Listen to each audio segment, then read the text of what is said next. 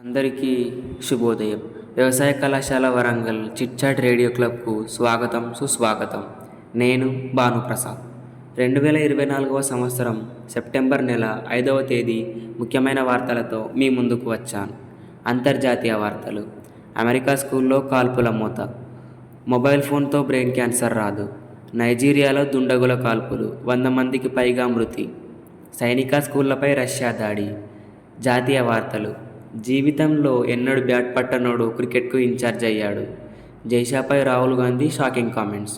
IMA న్యాయం కోర్టుకు వదిలేసి వెంటనే వీధుల్లో చేరండి. కోల్కతా ఆర్జికర్ల విద్యార్థులు. యూపీలోని బ్రహ్జ్ తోడేళ్ల దాడులతో వణికిపోతుంది. క్రీడా వార్తలు. టోక్యోను దాటేసిన భారత్. ప్రస్తుతం భారత్లో 22 పతకాలు. బిజినెస్. భారీగా పెరిగిన ల్యాప్టాప్ దిగుమతి.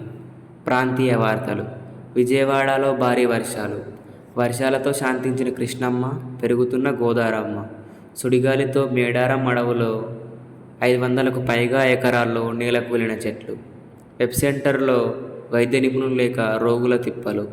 నల్లమల్లలో అరుదైన చింకారా జింక. ఐటీలో మేటిగా తెలంగాణ. నేటి వాతావరణం 26 డిగ్రీ సెంటీగ్రేడ్లు.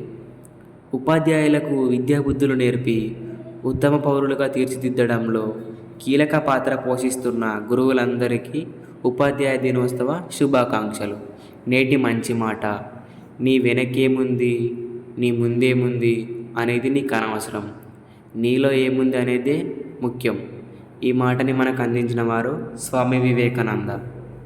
ఇప్పటి వరకు మీరు వ్యవసాయ కళాశాల వరంగల్ చిట్చాట్ రేడియో క్లబ్ నుంచి విద్యార్థులచే నిర్వహించబడిన కార్యక్రమం విన్నారు కదా. ఇంతటితో నేటి వార్తలు సమాప్తం. ధన్యవాదములు.